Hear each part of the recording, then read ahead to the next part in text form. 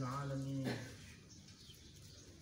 الحمد لله الذي أرسل رسوله بالهدى ودين الحق ليظهره على الدين كله وكفى بالله شهيدا. أشهد أن لا إله إلا الله وحده لا شريك له وأشهد أن محمدا عبده ورسوله لا نبي بعده. اللهم صل وسلم وبارك على حبيبنا ونبينا ومولانا محمد وعلى آله وأصحابه وسلم تسليما كثيرا.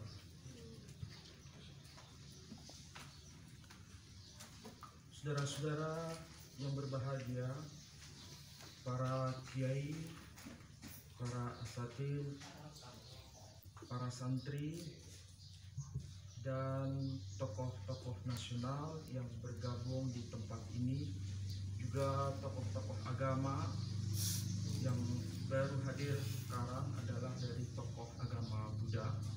Sebentar lagi akan datang dari Katolik dan Protestan. Mudah-mudahan nanti yang akan datang semakin memperjelas kebersamaan kita yang hadir di tempat ini, bahwa kita bukan bicara dalam konteks partikular, kita tidak bicara dalam konteks yang sempit, tapi kita bicara dalam konteks kebersamaan, kebangsaan, dan agama-agama. Itulah sebabnya kita datang di sini dengan hati yang bening, dalam rangka untuk saling memahami antara satu dengan yang lain, dan tidak ada rasa untuk menjustifikasi bahwa dirinya yang terbaik. Saudara-saudara, kita datang di tempat ini di pesantren yang amat tertua, artinya yang sangat disepuhkan, dan kita hadir untuk merayakan kebersamaan itu.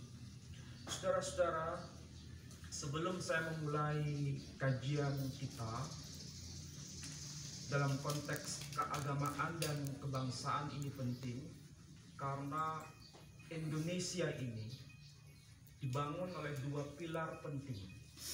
Yang satu ada yang penting juga karena berkaitan dengan bulan Juni, dan ini adalah hari kelahiran Pancasila yang merupakan ujung tombak pondasi keberagamaan kita dan sekaligus pondasi keberagamaan kita.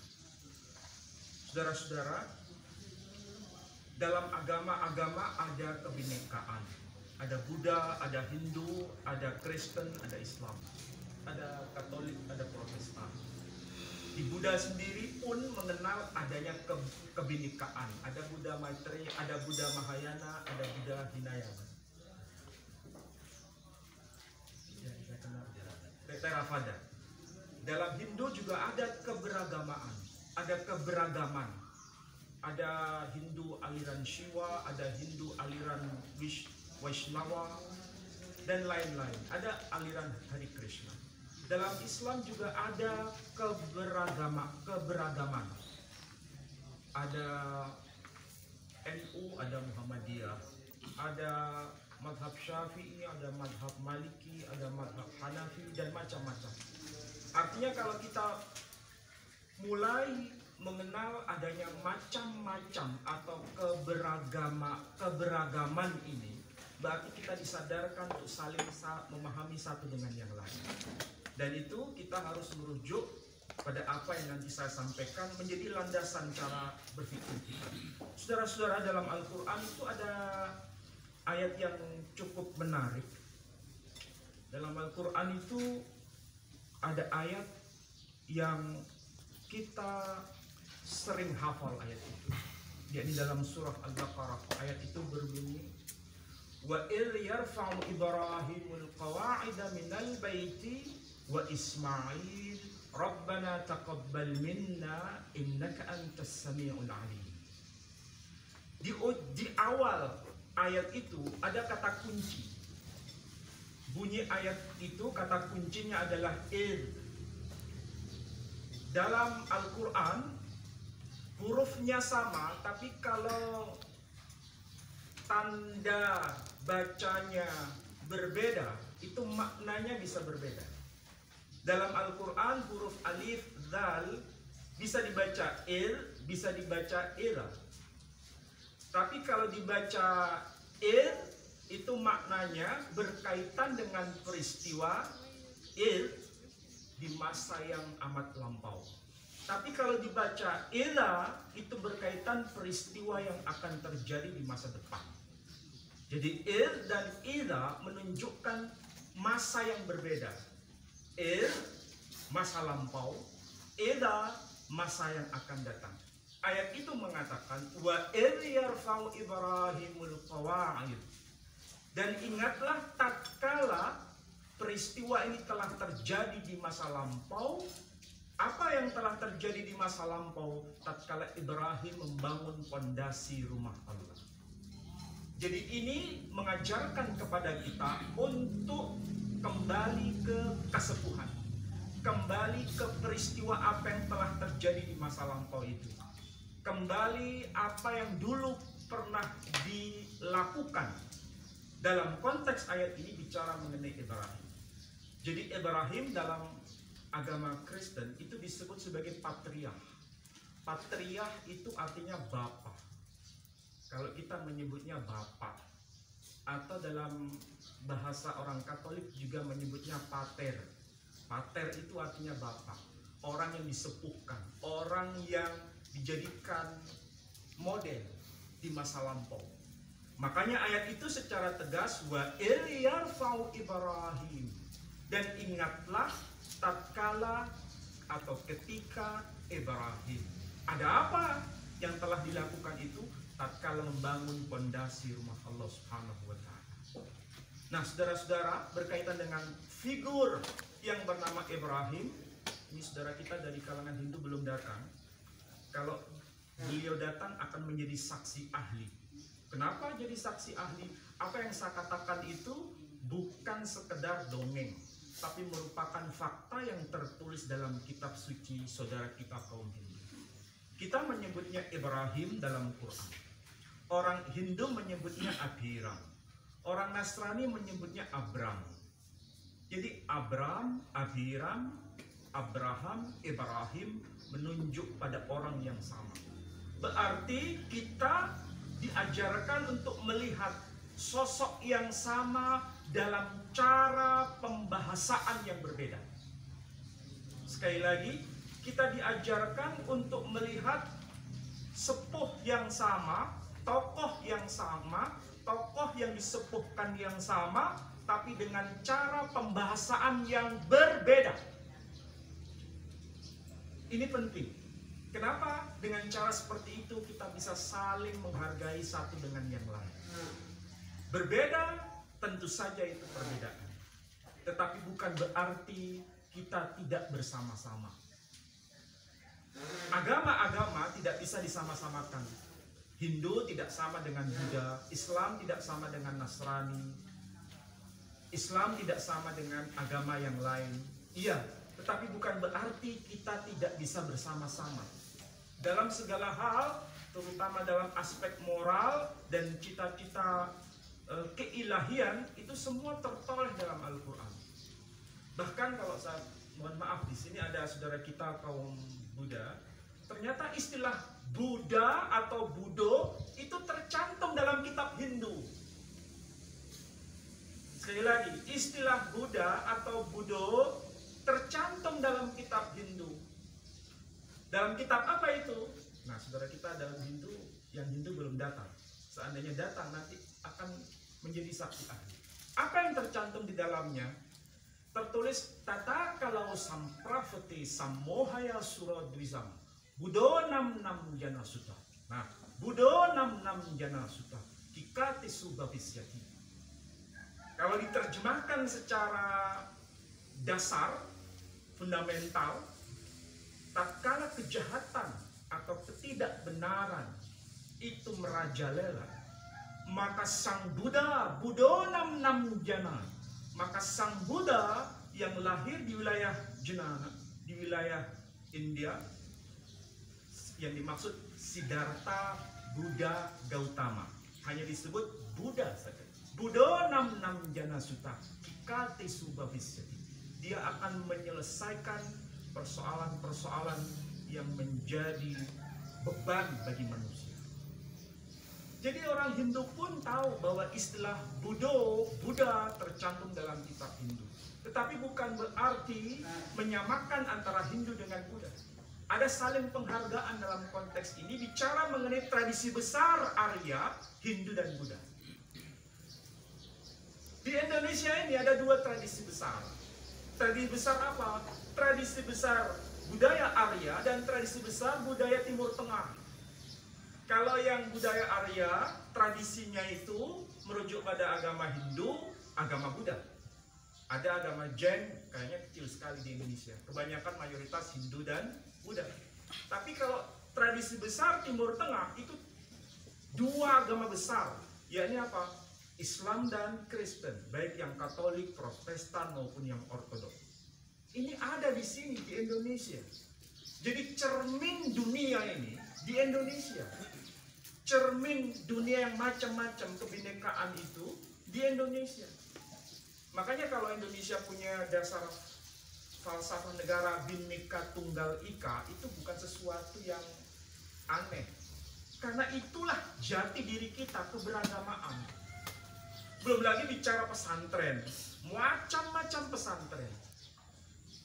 Belum lagi bicara tata cara hukum keagamaan fikih, macam-macam.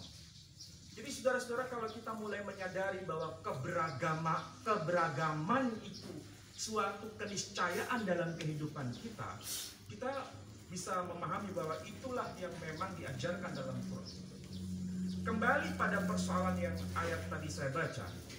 Jadi, kita akan diajarkan melalui Al-Quran itu untuk melihat sesuatu apa yang telah menjadi model.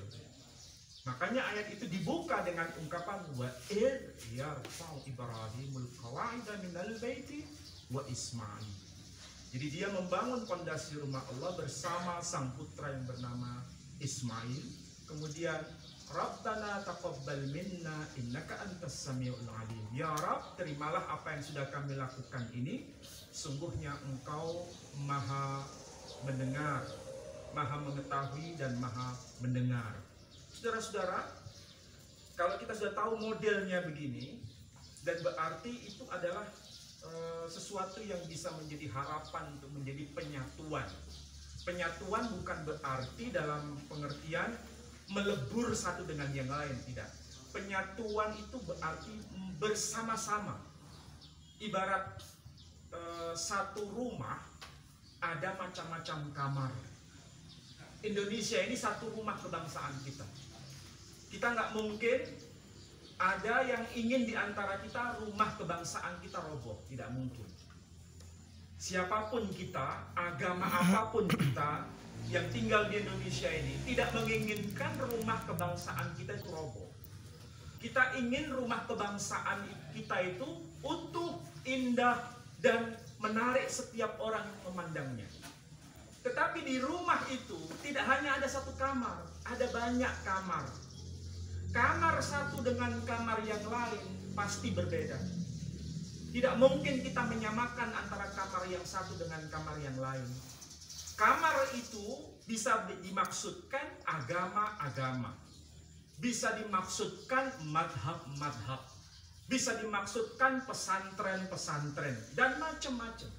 Satu yang dengan yang lain saling menjaga, saling merasa itulah milik kita, rumah yang sama dengan kamar-kamar yang berbeda.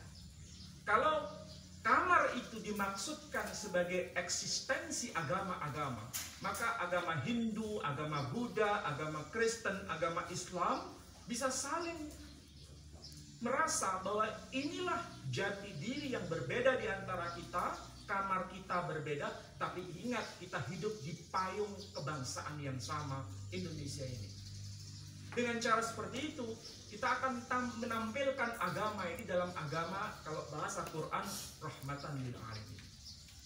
Agama yang betul-betul mencerminkan rahmah bagi seluruh umat.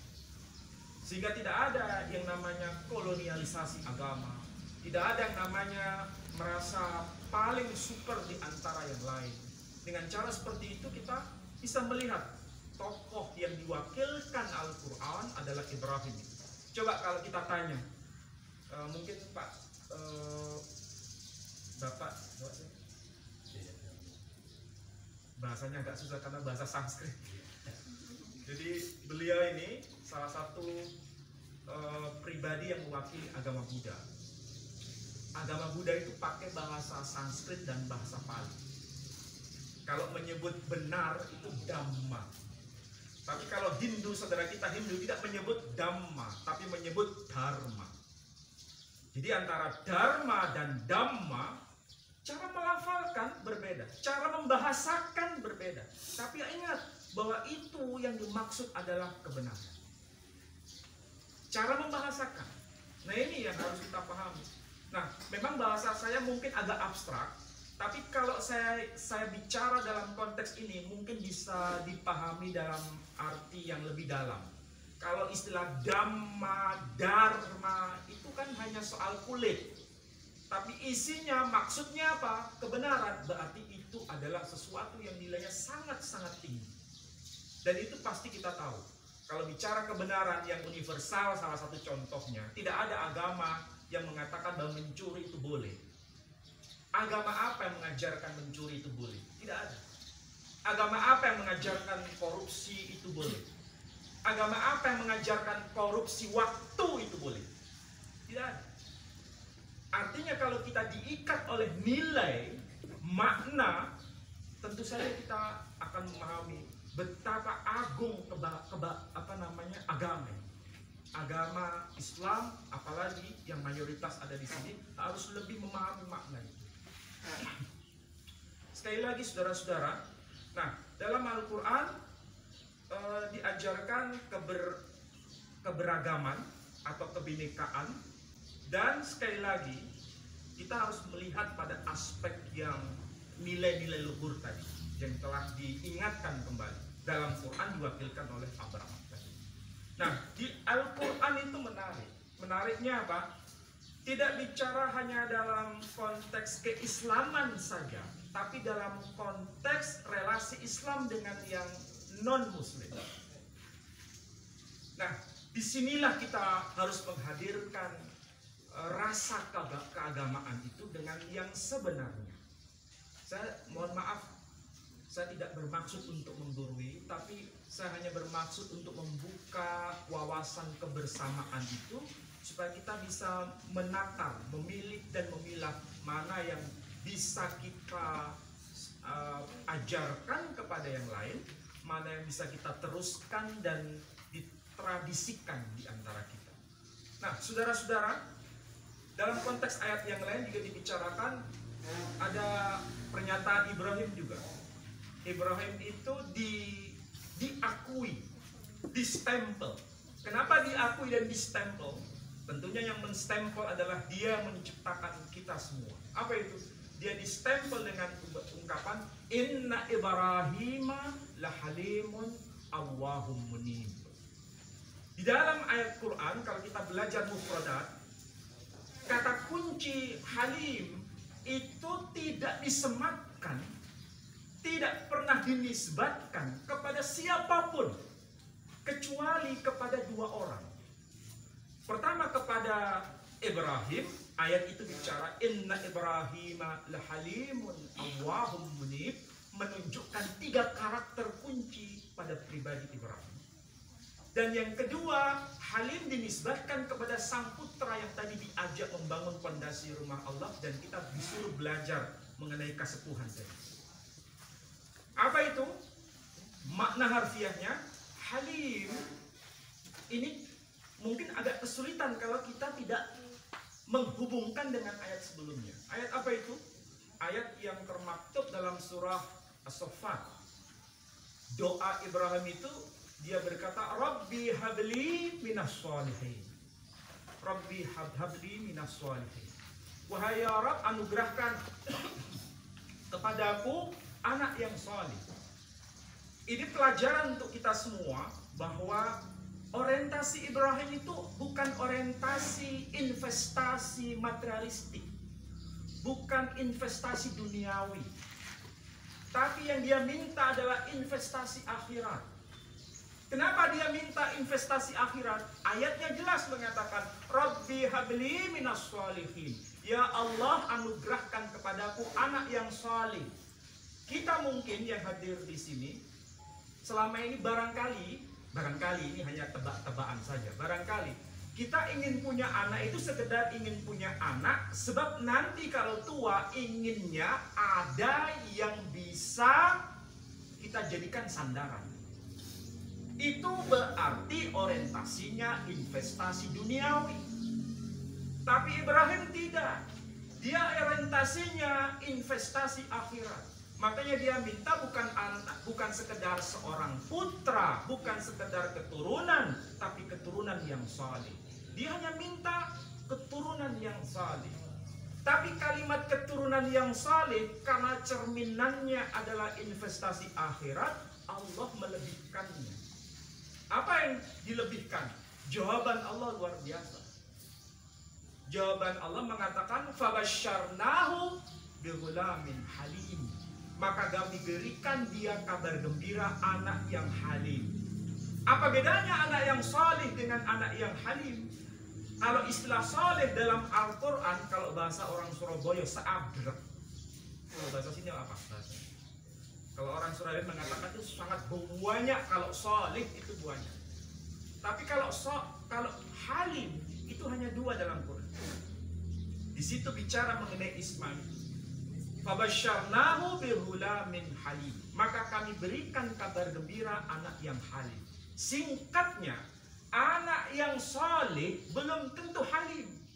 Tapi anak yang halim sudah pasti saleh. Kenapa dilebihkan jawabannya? Karena orientasi Ibrahim benar. Orientasinya orientasi investasi akhirat, bukan orientasi dunia. Banyak orang membangun pesantren, orientasinya duniawi. Menjadi bisnis perusahaan.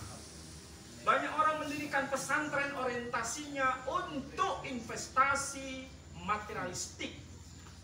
Tapi apakah sedikit atau banyak pesantren didirikan untuk dedikasinya orientasi akhirat? Ini bicara pesantren, belum lagi bicara kampus, belum lagi bicara macam-macam. Makanya sekarang ini kegelisahan kita itu ada 2 di Indonesia ini. 1, formalisme agama. Yang kedua, formalisme Pancasila. Pancasilanya betul, agama betul, tapi seringkali namanya Pancasila itu disalah tafsirkan untuk kepentingan tertentu. Agama juga sama, disalah tafsirkan untuk kendaraan politik. Agama sering dijadikan kuda tunggangan untuk meraih suara politik tertentu. Saya harus bicara apa adanya, karena saya tidak terlibat dengan politik apapun.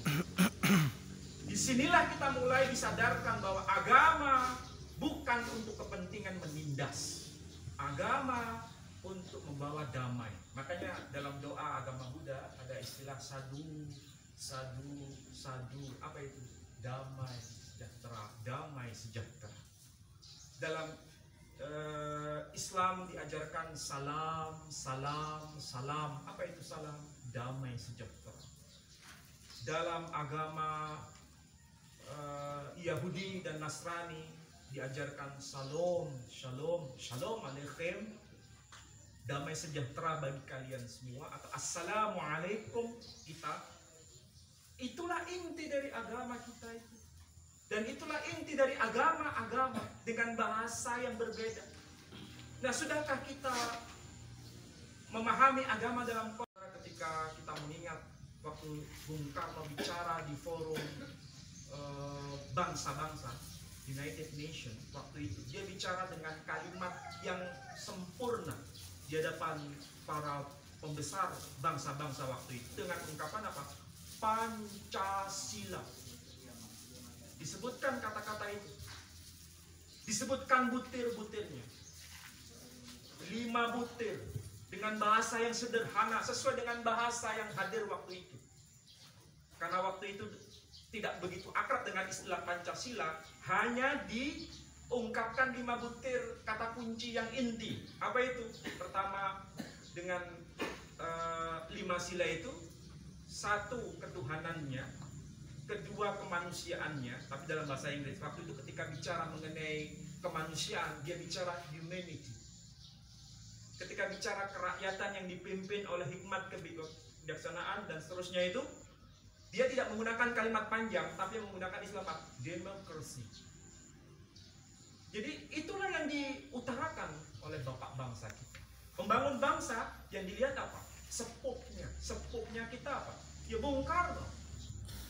Sepupnya pesantren siapa? Panjenengan sendiri yang bisa tahu. Jadi kalau kita lihat cara Al-Quran memberikan informasi itu sederhana sebetulnya, tapi bisa dipahami dalam konteks yang luas. Nah, dalam ayat yang tadi saya katakan, Inna Ibrahim lahalimun awwahum munib, itu ada 3 kata kunci yang mencerminkan kepribadian Ibrahim. Makanya namanya itu abadi. Apa itu? Yang pertama Halim. Halim tadi itu bukan kelasnya kelas solid, tapi di atas solid, lebih tinggi dibanding solid. Halim itu karakter internal, kalau bahasa awamnya sama dengan akhlaknya betul-betul luar biasa. Ini kaitannya pada aspek internal. Keakhlaknya itu yang betul-betul luar biasa. Kalau dalam bahasa hadisnya itu, kalau Sayyidah Aisyah radhiyallahu anha ketika ditanya bagaimana akhlaknya Nabi, dia berkata kana khuluquhul Quran. Akhlaknya itu Al-Quran. Jadi bukan sekedar kata-kata akhlak, bukan sekedar itu, tapi akhlak itu betul-betul terimplementasi dalam kehidupan dia. Makanya itu sesuatu yang sifatnya inherent, betul-betul dari dalam. Sedangkan Allah itu adalah, kalau bahasa sederhana itu belas kasih. Artinya betul-betul empati sosialnya itu amat tinggi. Dia tidak hanya memikirkan dirinya sendiri, dia pikirkan umat, dia pikirkan orang lain. Makanya kita diajarkan dalam informasi Quran. Ada para ustadz, para kiai menjelaskan. Ketika Ibrahim itu kedatangan seorang tamu, Ibrahim itu tidak tahu tamu itu yang datang siapa. Siapa namanya dia nggak tahu. Berasal dari mana dia nggak tahu. Keperluannya apa dia tidak tahu. Pokoknya yang datang itu kalau orang wujudnya manusia, dia terima. Tidak ada kecurigaan dalam bentuk apapun. Itulah cermin dari sifat yang kedua Allah dari Ibrahim. Tamu itu dijamu dengan menyembelih binatang tentu saja, binatang ternak, dan disuguhkan kepada tamu itu. Tapi anehnya, Ibrahim baru sadar ternyata yang datang itu bukan sekedar tamu. Siapa yang datang? Ternyata malaikat. Kalau seandainya Ibrahim itu tahu bahwa yang datang itu malaikat, pasti dia tidak akan mengambil ternak di bumi ini yang dia punya. Kalau bisa ternak yang di surga diambil oleh dia, disuguhkan kepada malaikat itu. Kalau dia tahu bahwa datang malaikat. Tapi yang dia punya, yang dimiliki Ibrahim itu sudah yang terbaik. Tidak ada yang terbaik lagi yang dia suguhkan. Yang terbaik itu yang dia suguhkan kepada orang yang dia tidak kenal, tidak tahu siapa namanya, tujuannya apa, tapi dia suguhkan yang terbaik. Inilah akhlak dari empatinya Ibrahim. Sudahkah kita mencontoh akhlak seperti ini? Kita berkali-kali bersolat dalam solat kita. Solat kita nggak pernah bolong. Berapa kali nama Ibrahim yang kita sudah sebut? Allahumma salli ala sayyidina Muhammad wa ala ali sayyidina Muhammad ila akhirih. Berapa kali yang kita sebut itu? Tapi sudahkah kita mencontoh akhlaknya Ibrahim? Sudahkah kita berkehidupan seperti hidupnya Ibrahim? Nah, disinilah inti dari agama itu. Bukan sekedar menyebut namanya secara global.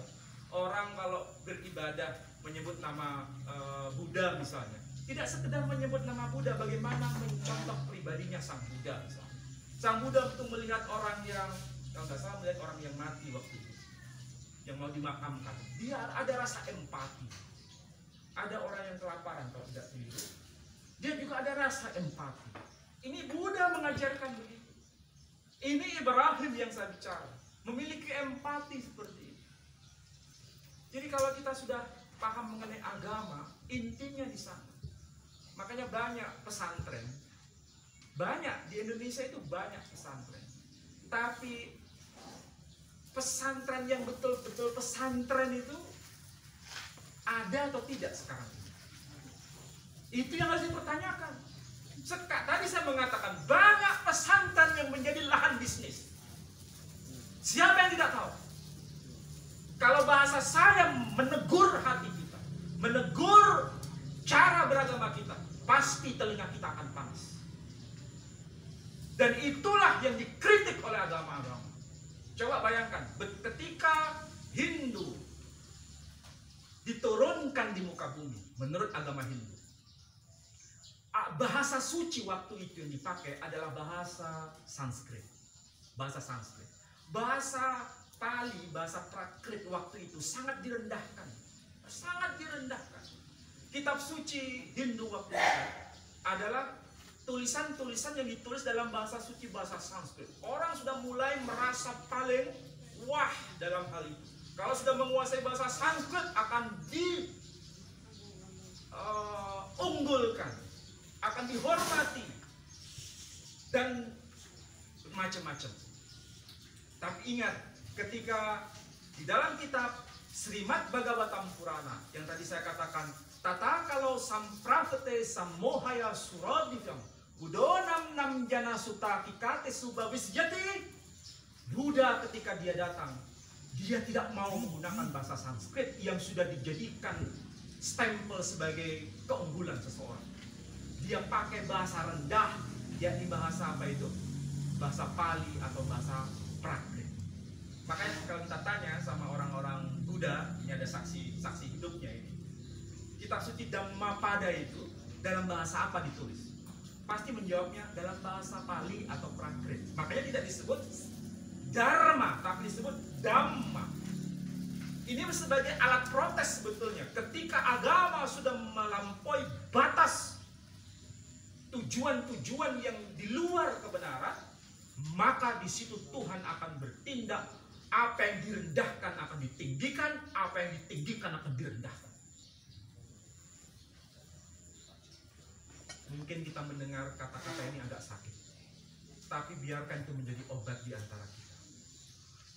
Dan tentu saja kita mulai belajar bahwa bisa jadi agama yang ditampilkan di Indonesia sekarang itu sudah memasuki fase yang apa, kalau dalam istilah tumor itu ada fase akut, betul-betul akut, dan ini harus mau tidak mau harus diperbaiki, diamputasi atau bagaimana.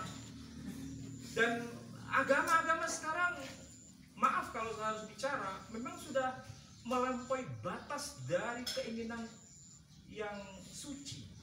Agama itu suci, tapi ketika diselewengkan menjadi tidak suci lagi, meskipun sorbannya sampai ke bawah.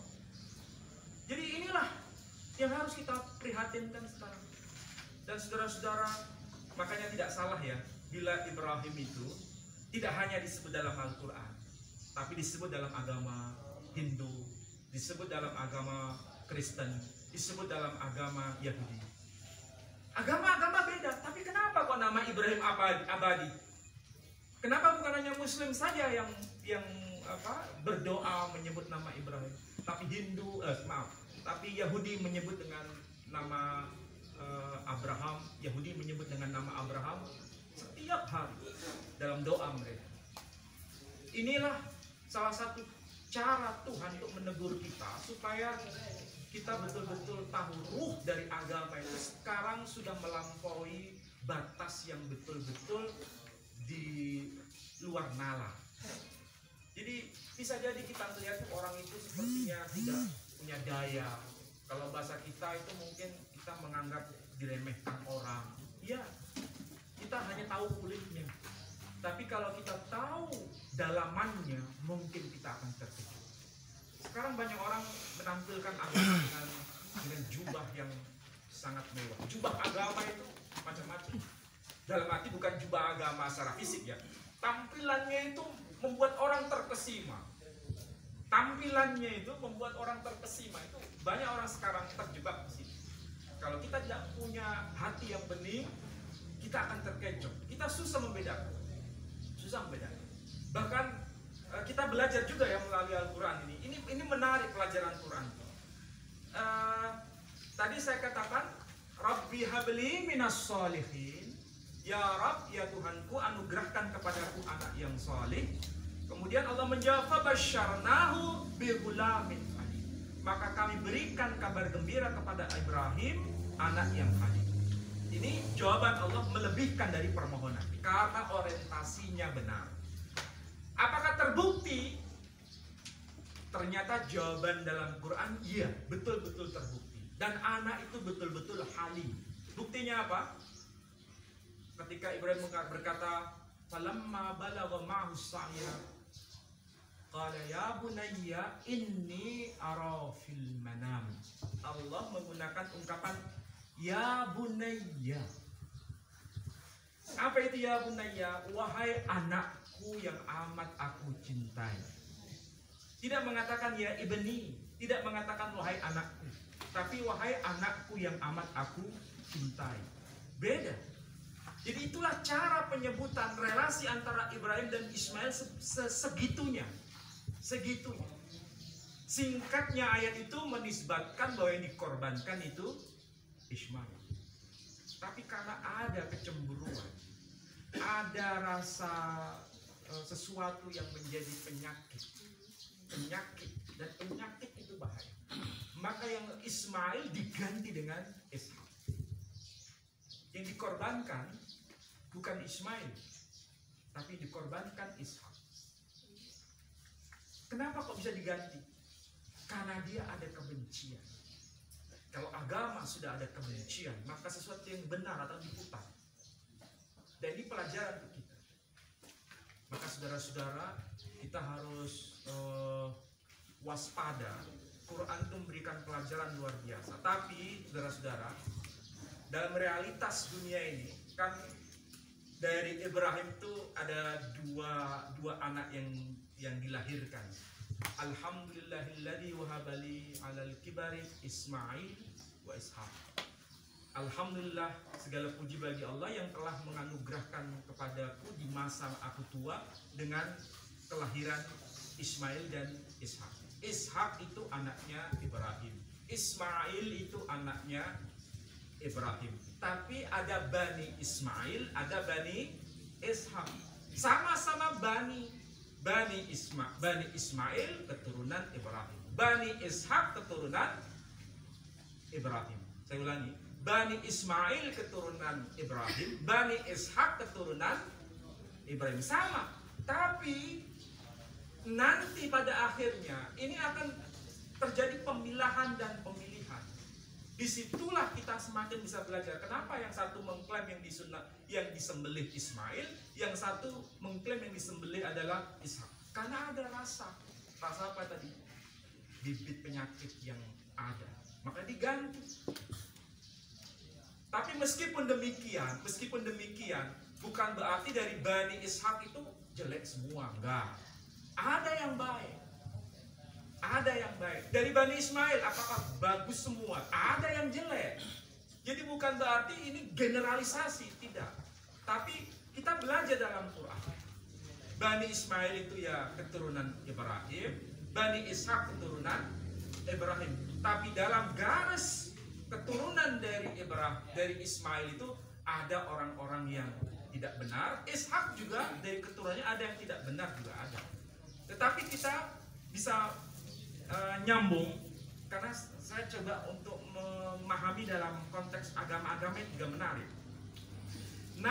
Nama Ismail dalam agama Yahudi itu kan bahasanya dalam bahasa Ibrani. Nama Ismail tertulis dengan huruf Yishmael. Yishmael itu huruf-hurufnya itu masing-masing punya nilai. Ternyata kalau dihitung kata Yishmael itu nilainya 451. Ini dalam tradisi Yahudi ya, dihitung. Huruf per huruf dihitung. Berapa nilainya? 451. Ternyata kata nama Yishmael itu gabungan dari dua nama. Gabungan dari dua nama siapa? Nama Abraham dan nama Hagar. Nama Abraham itu huruf-hurufnya, Abraham itu dari huruf Alef, Bet, Resh, Mim. Abraham. Kalau kita menyebutnya Ibrahim. Itu kalau dihitung hurufnya totalnya itu 243. Sedangkan Hagar huruf He, Gimel, Resh itu kalau di total 208. Jadi kalau di total nama Hagar dan nama Abraham itu sama dengan nama Ismail. Saya nggak tahu itu dari mana. Memang tradisi Yahudi dihitung. Dan saya sudah belajar itu. Anehnya nama Hagar itu nilainya sama dengan nama Yitzhak. Kalau Hagar nilainya itu 208, nama Yitzhak huruf Yod, huruf Sode, huruf Het, dan huruf Of, Yitzhak, itu kalau dihitung, itu nilainya sama dengan 208. Saya kasih contoh, huruf Yod itu nilainya 10. Huruf Sode nilainya 90. Huruf Het nilainya 8. Huruf Of nilainya 100. Kalau di total 208. Sama dengan nama Hagar.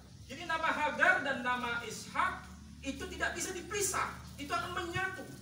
Nah itu nanti dalam tradisi Islam, ini berkaitan dengan hadis, itu terbukti betul. Terbukti betul. Apa itu? Sami'tu Rasulullah sallallahu alaihi wasallam yaqul. Apa itu? Al-Mahdi minni min ahli baiti min waladi Fatimah.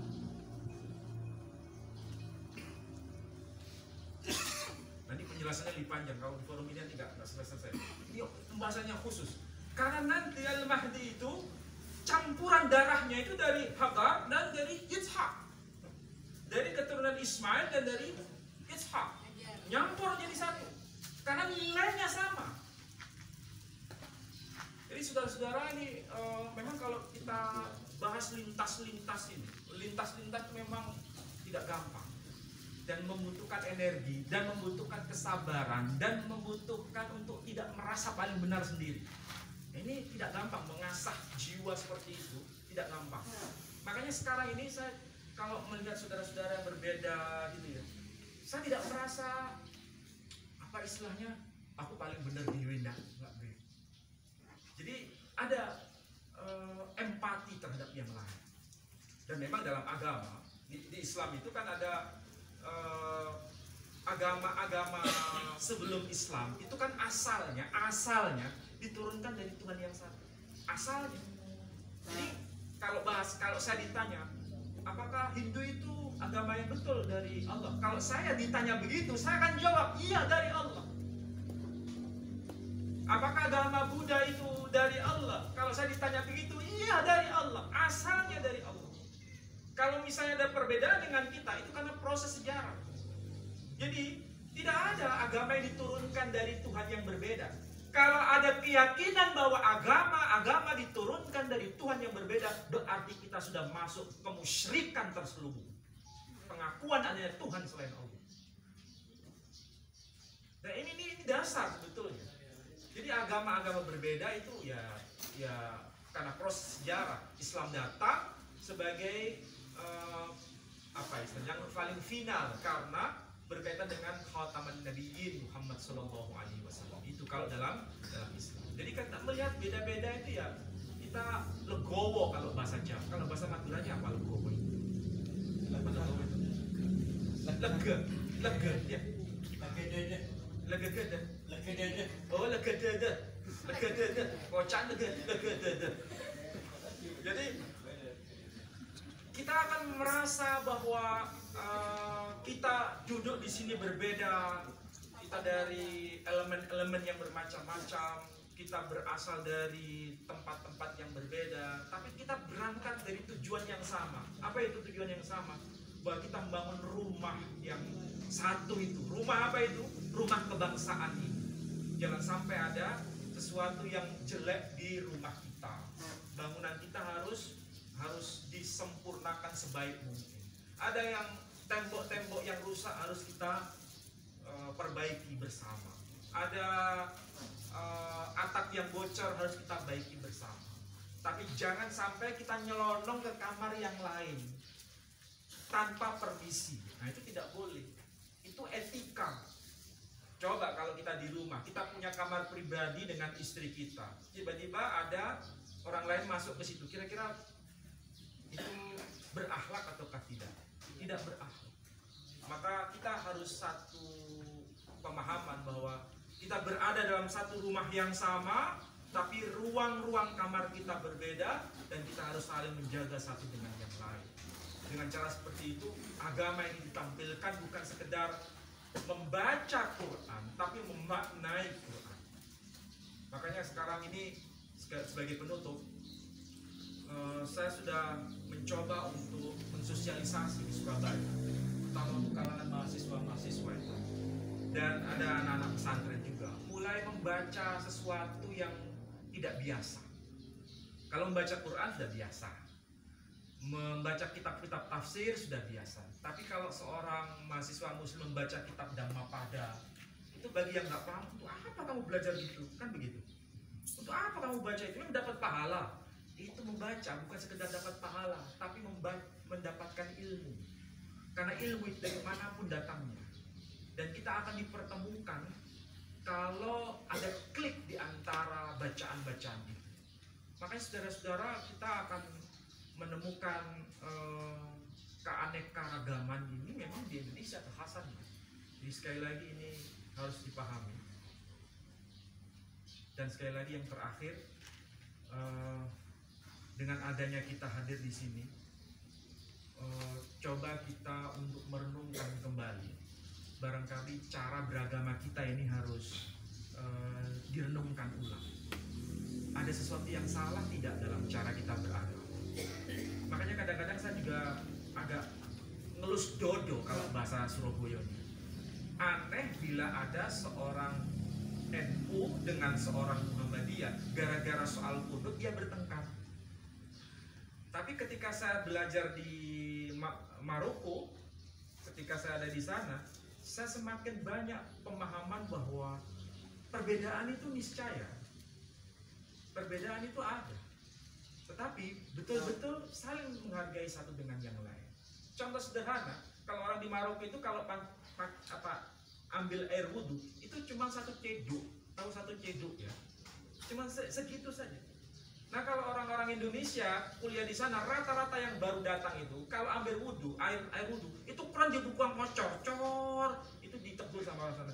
Ini namanya kamu berlebihan, nggak boleh. Kalau di sini dibiarkan, karena kita memang terlalu banyak air. Kalau di sana kan tidak. Jadi, saudara-saudara, dengan kita bertamasya ke berbagai macam tradisi, kita semakin diperkaya. Beliau datang ke sini semakin memperkaya diri bahwa tidak hanya beliau sendiri, tetapi ada yang lain di antara kita. Dan ternyata ketemu dengan saudara-saudara yang muslim di sini, dia bisa tahu, oh Islam itu begitu dari sumber aslinya. Saya ketika menjelaskan agama Buddha, ada saksi ahlinya, sehingga kalau saya keliru ada yang menegurnya. Dan itu saya kira cara pembelajaran yang paling mendidik di antara kita. Seringkali kita mendengar informasi itu bukan dari A1. A1 itu apa? Dari sumber aslinya. Sehingga isunya kemana-mana. Tidak dicari sumber aslinya. Dengan cara seperti ini. Ini cari A1 ini. Kalau apa Buddha itu? Ini ada aslinya ini. Kita ada ahlinya. Nah, kita sudah biasa mendengar itu dari jarene. Jarene itu, jarene ini, jarene ino. Akhirnya apa yang terjadi?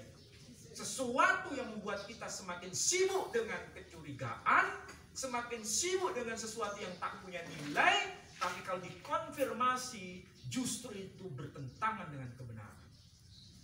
Makanya jangan cepat percaya sama orang.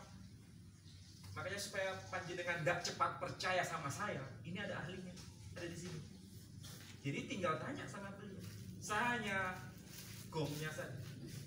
Jadi dengan cara belajar seperti ini, kita semakin arif melihat informasi, menyaring informasi dan semuanya. Mudah-mudahan ini menjadi cara pembelajaran kita semua. Saya terima kasih bisa ketemu dengan Pak Yuli ini dari GN apa? Bukan, Pak, singkatannya apa? GNP. GNP ya. Nah, dari GNP, Gerakan Nusantara Bangkit, yang sangat peduli dengan keindonesiaan yang beragam ini. Jangan sampai keragaman kebangsaan yang macam-macam di Indonesia ini hancur. Jangan sampai kita melihat seperti yang ada di Amerika. Di Indonesia ini suku-suku bangsa terbanyak di dunia. Kumpulan suku-suku bangsa terbanyak di dunia ya Indonesia ini. Kumpulan bangsa-bangsa di dunia yaitu Amerika. Jadi dua model ini, model dunia, Indonesia atau Amerika. Makanya di sana ada Afro-Amerika, ada orang Amerika tapi jebolan alumni Afrika. Makanya disebut Afro-Amerika. Ada yang Asia, ada yang dari Eropa. Mau cari bahasa apapun di sana ada. Orang-orang Amerika Latin kebanyakan pakai bahasa Spanyol, padahal bahasa Spanyol itu bahasa orang Spanyol di Eropa. Ada yang di Kanada, Kanada itu benua Amerika, Amerika Utara. Tapi bahasa yang dipakai bahasa apa? Bahasa Perancis. Itu pun dari Eropa. Di sini mau cari bangsa apapun ada nggak? Bangsa Arab ada di sini, bangsa India ada di sini, bangsa Cina ada di sini, bangsa apa lagi? Afrika ada di sini, bangsa Madura ada di sini, bangsa Jawa ada di sini, macam-macam. Makanya kita melihat keberagaman itu sebagai rahmat, sebagai cara kita untuk melihat perbedaan dan sekaligus mencari kesamaan. Agama itu memang punya dua hal.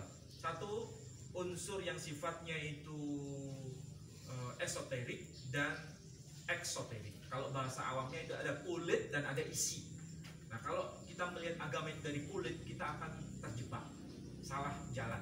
Tapi kalau dari isi, kita akan melihat makna dari agama itu. Mudah-mudahan ini bermanfaat untuk saudara-saudara semua. Dan mohon maaf kalau ada bahasa saya yang mungkin sangat kasar bagi antum yang hadir di tempat ini. Dan mohon maaf juga kalau saya terlalu lancang untuk bicara yang tidak pada tempatnya. Saya kira demikian, mudah-mudahan ini menyadarkan kita semua. Kalau ada yang mau tanya, silakan.